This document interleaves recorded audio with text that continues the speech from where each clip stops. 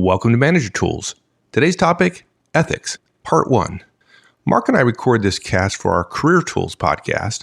We thought we'd include it as an extra cast in our Manager Tools feed because of the underlying assumption in Manager Tools about ethical managerial behavior. And frankly, we do believe that the vast majority of managers and professionals are indeed ethical. But given the importance of ethics in professional management, we thought making our thoughts on ethics clearer would be very useful. So, here we go.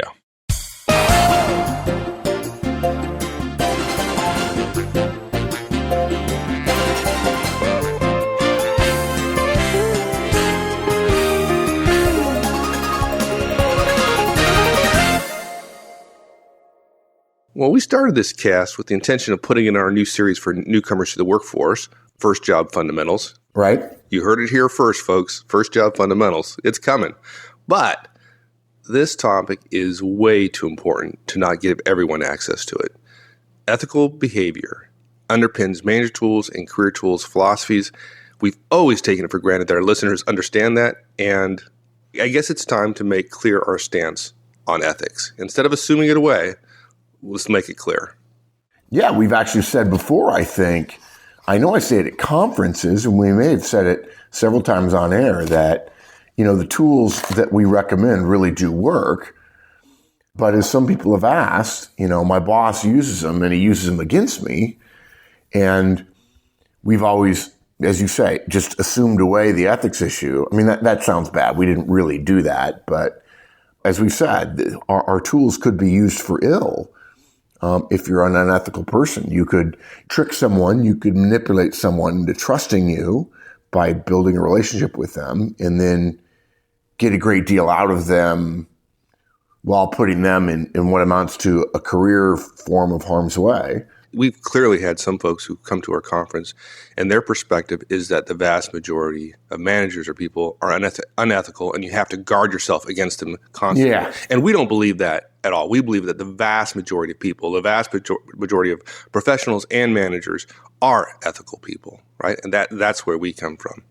Yeah, and I think most people would say they are. I think part of the concerns we have is people who think they are, but then have been led to believe that there are some unethical behaviors that are completely acceptable in the, quote, dog-eat-dog world of the jungle. Yeah, we should talk about those. Yeah, it's the gray areas. It's people saying, well, for instance, I'll give you a great example. We talk in resumes about resumes being persuasively truthful. In other words, the noun or the important thing there is the truthfulness. You start with truthfulness and then you attempt to make that truthfulness persuasive. What most people do, though, frankly, is they see the resume as a sales document. They were led to believe as kids or as young adults that somehow sales and marketing are illicit, or the gloves come off, if you will.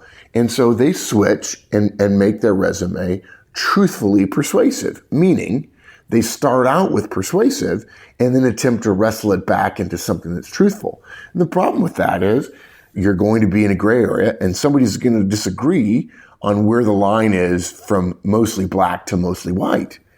And look, you do that. And if you have that belief that it's okay to be truthfully persuasive, and folks, I know that's a fine distinction, but if you believe that way, a number of things can happen. One, you could be ruled out and not know why, and then be told that it was just not a fit without them saying, because they don't want to have the discussion, we don't trust you, right? Or you could be told we don't trust you, in which case, if it's a recruiter, gee whiz, you're in a heap of trouble. So there are a lot of situations, I think, where it's not just being unethical. In other words, it's not just people engaging in unethical behavior intentionally, but rather people not understanding the line or being led to believe that the line is in a much different place, and then hurting themselves and hurting others around them, or worse, in the long run, getting away with it and then being led to believe that because the ends justify the means, which of course that's part of this cast, is not true, beginning to believe that, well, maybe ethics are taking a back seat in today's, quote, modern world, unquote. And of course, it's just not so. It's not true. Yeah. So 3 things in the cast. It sounds corny, but the first one is always be ethical, or put differently, always make the ethical choice, always make the ethical decision. Number 2, to tell you how serious we are, get fired for being ethical. I've said that before, that if you're going to get fired for doing the right thing. It'll help you put your head on your pillow. If you're going to get in trouble for being you and not doing something that you don't believe in. And then the last thing we'll talk about, ends justifying the means, which they don't. Yeah, no, they don't. I mean, there are a lot of definitions of ethics, right, enshrined in just about every legal system and every religion and every moral code that's out there. Because, frankly, we need ethics to help us live together in communities, right? I mean, and most systems are pretty similar, right? They have similar foundations because, well, fundamentally, societies can't function if their citizens are lying to each other or stealing from each other or cheating one another or going around killing each other, right? So there are fundamental survival instincts going on around ethics.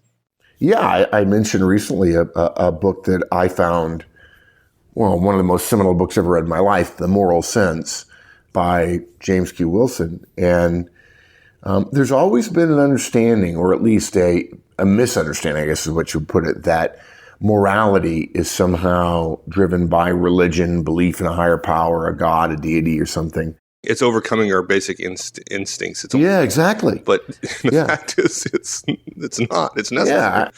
A social scientist I read a number of years ago said, we need God in order to be a referee for who we are normally.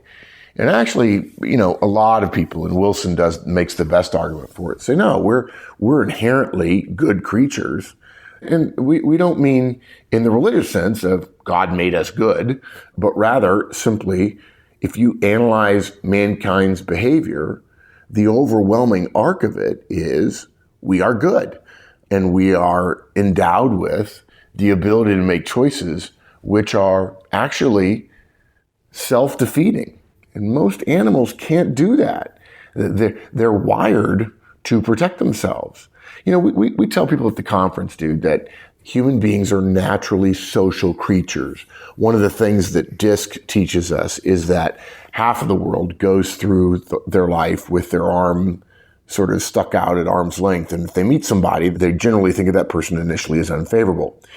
The other half of the world, and those are D's or C's, they tend to be more fact-based at work. And the other half of the world tend to be more people-based. And their first thought is, hey, if I meet you, I trust you, I believe you. And there are pluses and minuses to both ways of going through life. And there's inevitably a question from somebody about, what about those of us who don't like being around people at all? And we have to tell them, well, actually, all of us have a drive to be together.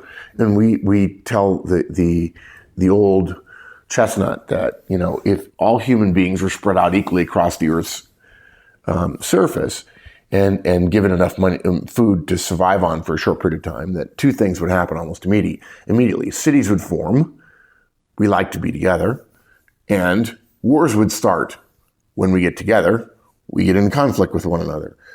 And this need to be together, in part because of procreation and in part because of specialization of labor, something we really makes us, in many ways, the master of our futures.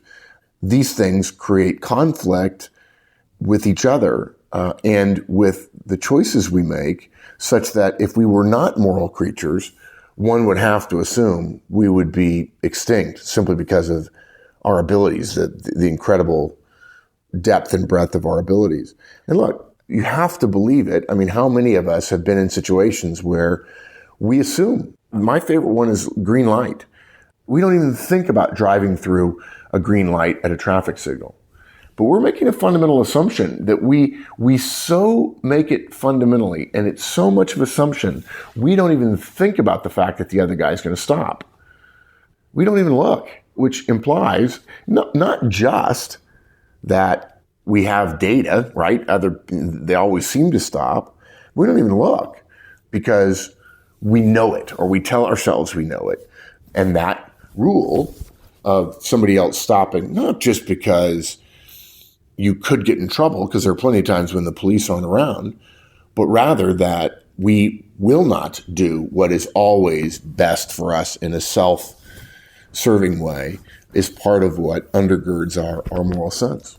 And I'll tell you, if you give up the moral sense, you go very quickly to a world that most of us wouldn't want to be in. Yeah, no doubt about it. Yeah. Not me.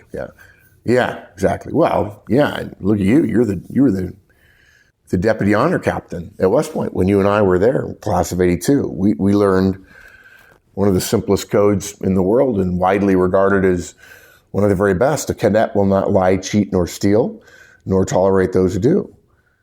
Pretty good starting point, right? It doesn't cover everything, but it's a pretty good starting point for most people. Yeah, we kid. It's really sort of a dark humor that we ought not to be proud of, because I guess we're human, but the Navy and Air Force Academy codes are almost the same. But we think ours is better. And some people say, God, that must be really hard to live under. That's just not the way society is. And folks, it is incredibly easy to live under. Yeah. I mean, it really is. You have no locks on your doors. You can leave $500 out on your desk, and you could go away for a week and come back, and it would still be there. You could leave a $500 calculator out in the hallways, outside the classrooms, and come back at the end of the day, and it'd still be there. It's liberating, actually. Yeah, I saw an ad recently. I can't remember what insurance company it was, or maybe it was a bank. Could have been a bank.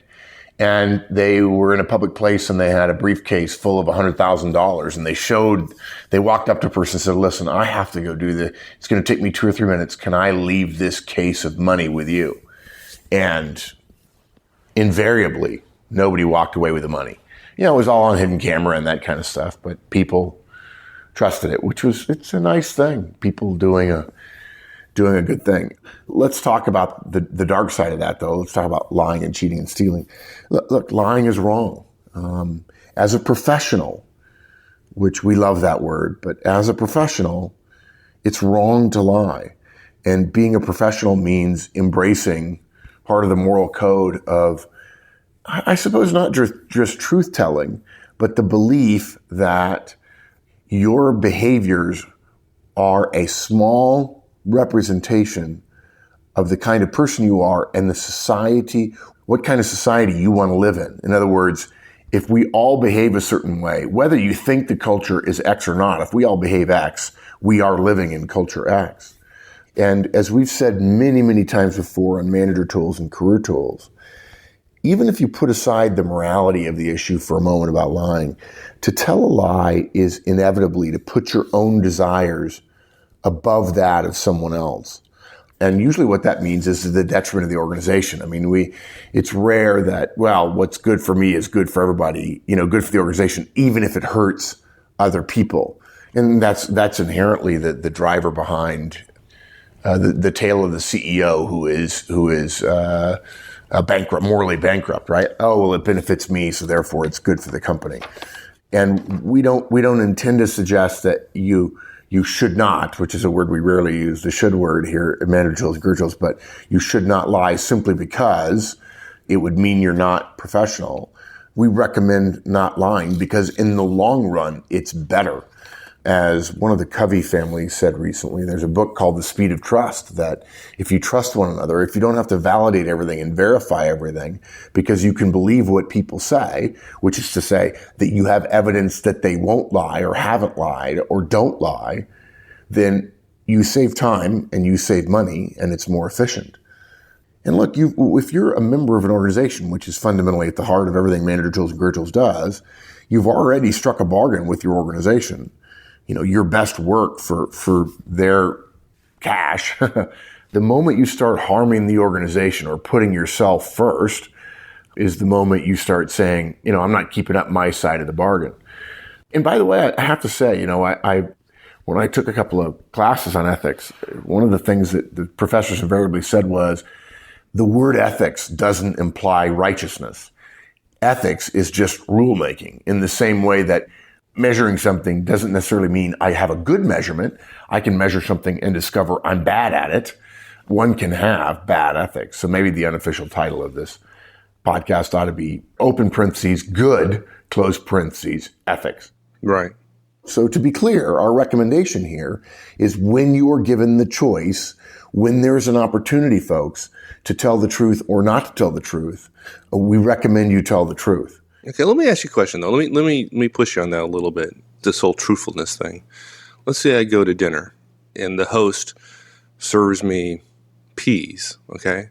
And they are the most god-awful, mushy peas I've ever had in my life. They're terrible. They're terrible. They suck completely. Yeah, they're terrible, yeah. And during the meal, my host, wonderful woman, says to me, how'd you like the peas? Yeah. What do I say? I say, I'm sorry, I have to be honest here. They really suck. Yeah, I have to be honest. I have to be honest, right?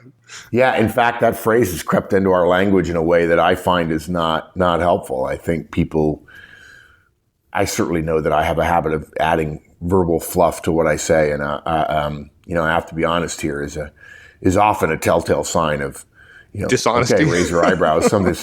No, not so much dishonesty as cloaking oneself in a higher moral status of honesty in order to say something that probably one could get away with saying in a different way that would still be effective but not painful. It's condescending. It's rude. It's painful. Yeah. It's somehow like, well, you just had to put all that aside because I'm just being honest. Right. And of course, that's the highest moral plane we can be on here. Yeah, I'm above reproach here before I tell you that you're awful, which only makes the situation worse, of course. Well, I'm the only person I think, we probably have a few classmates and fellow graduates who are listeners who know that the example you're using, I think you maybe came up with because that's the way they taught us West Point. There is something, folks, called a social or white lie, okay? Yes, there's a slippery slope. And frankly, I think this is one of those areas that has gotten too big and the slope has gotten too slippery or it's too steep.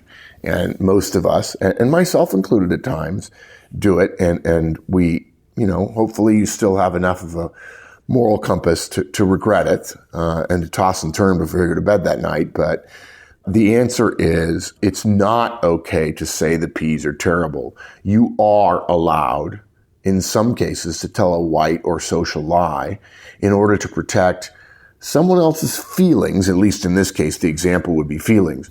And you would not be sanctioned, if you will, for breaking a black and white, irreducible, inflexible moral code. The question you have to ask yourself, I think this is what I remember you guys teaching us in school, is me telling a lie or telling the truth? Am I trying to avoid embarrassment? Or is what I'm doing truly out of respect for the other individual? And yeah, it's easy to tell yourself a lie to that question. But generally in this situation, it would be disrespectful almost to be candid about how bad the peas were. And so if you feel like you're avoiding embarrassment for yourself, then probably you ought to lean toward telling the truth. But if you're genuinely protecting someone else, and there is no, in a professional example, the peas not being a professional example, and there is no ill effects to the organization, then you can in fact tell social lies. And look, we know, folks, that it's not as simple as black and white, never lie.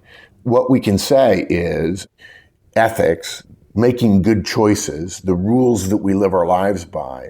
There's an old saying that the question about how good your ethics are simply boils down to it's a bit like having good etiquette or manners. The question is whether or not you use them when no one else is looking. Put differently, when it comes to ethics, do you engage in the habit of being truthful when there's no risk, so much so that you develop a strength of behavior and a pattern of behavior, something Manager Tools and Career Tools feels very strongly about, not simply because of repetition and mechanistic belief, but rather because if you engage in what we call ethical behavior, unquote, quote unquote, that when in fact you have to make a choice, you are so conditioned to tell the right choice, the first thing you do is assume that's what you're going to do, even if you're aware that there will be risk to you. And if you can use manners when no one is looking, the equivalent of that is telling the truth even when you get hurt, right? Because many people believe that manners only exist to make us feel better about the lives we lead. And so therefore, one doesn't have to use good manners when one is eating alone, when one is sitting on the couch and, got a dinner plate in their hand and you're by yourself, as opposed to eating properly with a knife and fork at a dinner table. Not to say that having a piece of pizza on the couch to watch TV is a bad thing, even though today most TV is pretty close to bad. The issue is, and this is particularly true for those of you just starting your career, we have to learn to make the right choice. And early on in your career, for those of you who are just starting, it is way better to practice telling the truth, knowing there could be some risk, and discovering, much like Indiana Jones when he thought he'd been shot, that telling the truth with some risk, and then discovering that the concern in the risk equation, the perceived detriment to you, the perceived harm, doesn't happen. Hey, if you do that a couple of hundred times, or the harm is much smaller than it appears, you were making a mountain out of a molehill, you begin to develop a habit of telling the truth. And the beauty of telling the truth as a habit is you attract better people. You can move more quickly. You don't have to communicate as often. You don't have to always give 1,000 scenarios in order to help people understand the intent of what you say. If somebody suggests that Mike Ozan made a recommendation that may be, in fact, somehow illicit, if you know Mike, you know that, well, that's just not so. It's just not so. And it makes it easy. I don't have to spend 5 minutes questioning what he meant when there's a gray area involved in giving guidance or in listening to a report. That's where the lying came from. At West Point, if you told somebody something that wasn't the truth and men's lives hung in the balance, you essentially created risk. And there's enough risk on the battlefield. You can't afford to create more risk than there already is. If the risk is existential, there's not much bigger risk than that. Right. Sometimes I hear people say, well, it's just a small thing, right? I can lie about this. It's just a small thing. We're talking about a nickel. It's a, $1.95 cup of coffee, and the person, only charged me $1.90, for example. And this is what I found. If you're willing to lie for 5 cents, where the consequences of being truthful, i.e. paying 5 cents more, if you feel like you have to lie for that, it doesn't get any easier to tell the truth when the consequences are $1 million or your job or your livelihood, right? You have to exercise those muscles early on.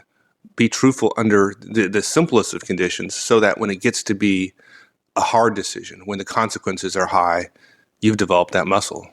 Yeah, the problem is if you don't have the practice, if you haven't managed 5 people, it'll be hard to manage 50. It'll be devilishly impossible to manage or lead 1,000. If you're given a big ethical decision and you haven't had the training to understand what the risks and benefits are of telling the truth, you might be tempted to not tell the truth. And we see young people ruin their careers because they didn't know any better, or they said they didn't know any better, or they thought no one would notice. And there's so much we're all naive about when we start our careers. I've often made the case that if you're just starting your career and you see more senior people and they're stunned at something you don't know, don't take it too hard, because that person has probably just forgotten when they learned that. One of the bad habits, not bad habits, I guess, but one of the frustrations of a professional life, even a life as a human being just growing older in general, is we tend to have a habit of forgetting where and when and how old and under what circumstances we learned a given lesson. And we immediately assume once we've learned it that we've always known it. And so therefore it's very easy to look down our noses at somebody who's new. But really, frankly, we're just professional learning machines when we're first starting out. And you're going to be given thousands of small and large opportunities to make choices. Scott Adams says one of his favorite stories that he got in an email, Scott Adams, the guy who created Dilbert, is a guy went on a business trip and lost his own personal umbrella. And when he put in for reimbursement for it, the company said, we don't reimburse you for personal items. And the guy was stunned. Now, by the way, I happen to agree that your company shouldn't be reimbursing you for personal items. But based on that small thing, what happened on the next trip? At the bottom of his expense receipt, the guy said, okay, guys, try to find the umbrella this time. He wanted reimbursement for it. and he was willing to cheat to get it. When you start doing stuff like that, frankly, what you're doing is creating more work for more people to create more systems and processes, which you're probably going to be somebody who complains about them. So tell the truth, even when nobody's looking, even when there's a risk to you. Start now when things are simple and small, and the risk, because you're just beginning your career and you don't have as much responsibilities, are much less. And then when you're in that moment, as is in the movie Wall Street, the senior guy, I think it's Hal Holbrook, says, "Bud, you look down into the abyss and you see nothing staring back at you, and then man discovers his character," right? You're going to be asked to make a big decision, and it's going to be clear that you can make a decision that benefits you but hurts others. And then you're going to know what kind of person you are, right? And the question is, do you have character or not? Telling small lies beyond just white lies is a way to perhaps get ahead in the short run, but in the long run will damage you and damage others, and will probably be part of what you decry in the world, which don't ask the world to be a better place while you behave as if that's not really what you mean. Now, this all applies to cheating as well. Cheating is no different. It's wrong. Yeah, well, it's just like, everybody seems to cheat on their expenses. I don't know that I've told this story on air, but I will tell the story now of cheating, and I think it's an instructive one. I got lucky that this happened to me when I was a cadet. I went to a concert as a cadet. I want to say I was a sophomore, my second year there. I might have been a freshman or plebe, but I don't think so. I think I was a sophomore. And I was sitting at pretty good seats at a Beach Boys concert at West Point. And I was sitting in the lower center section. I think a senior must have given me his or her tickets because they were really good seats. And I was sitting 2 seats from the aisle by myself because I didn't have any friends. And there were 2 civilian girls, pardon me, ladies, but to me, when I was 20, that's what they were. They were civilian girls, and I was a cadet at West Point. And they're sitting in the middle of the row, maybe 10 to 12 seats to my right. And a couple of firstclassmen walk down the row, come into the row and stand in front of the 2 civilian girls and brandish a pair of tickets and say, "Excuse me, do you have tickets for these seats?" This is, by the way, before the opening act starts, as I recall.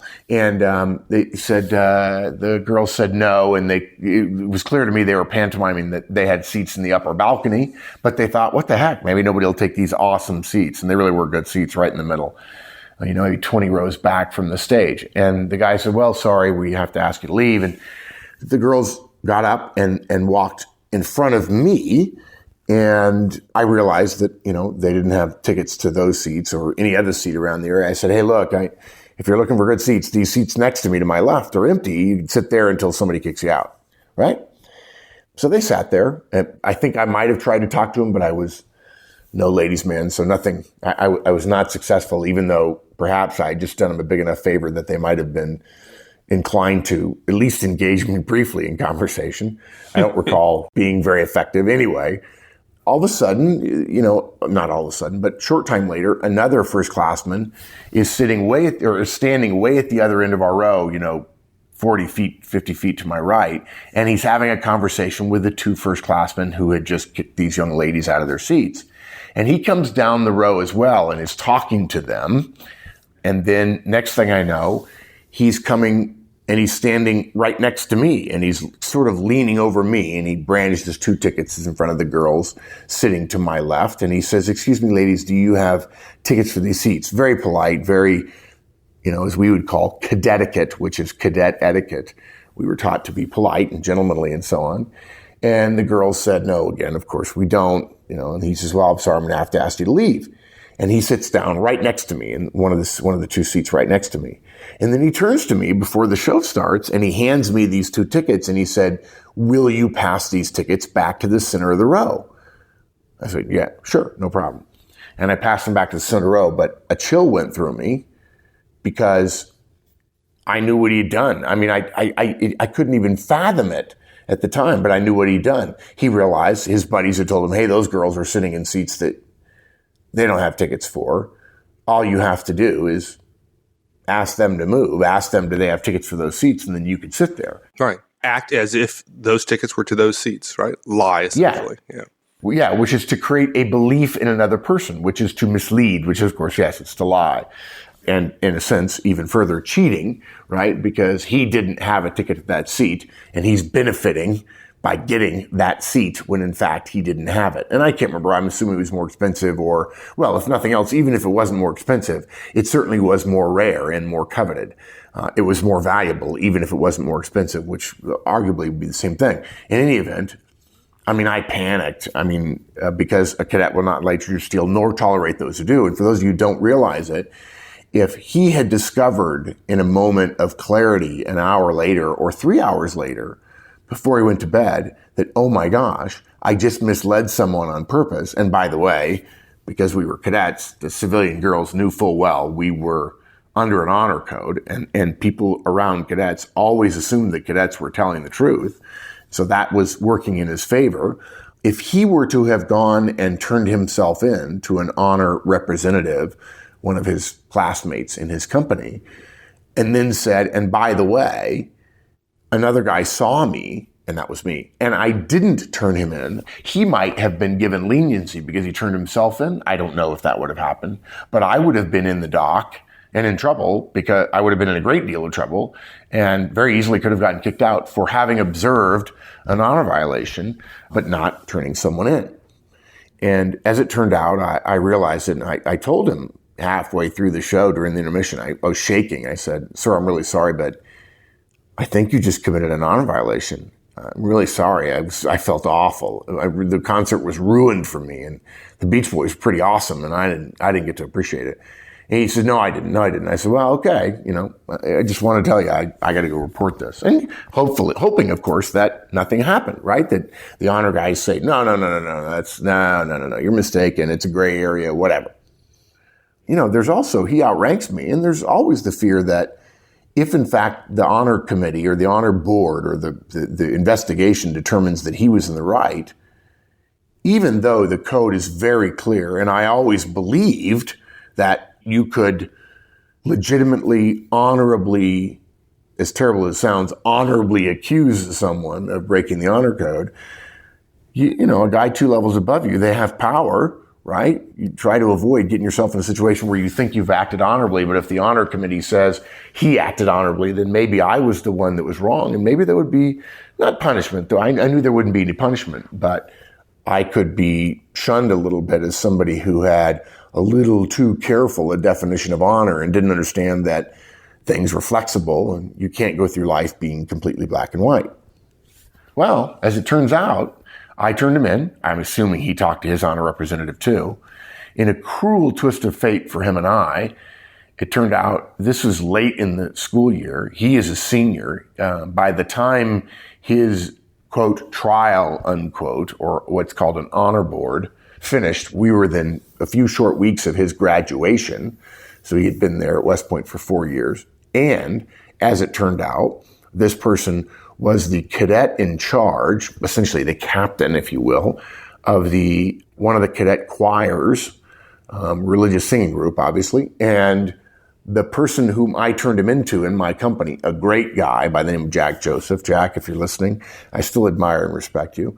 Jack was his deputy cadet in charge of that very same cadet choir. And Jack had to go tell one of his best friends at the academy, hey, this younger cadet believes you committed an honor violation. And as it turned out, I was the only witness, and I don't know what else happened. I was very scared.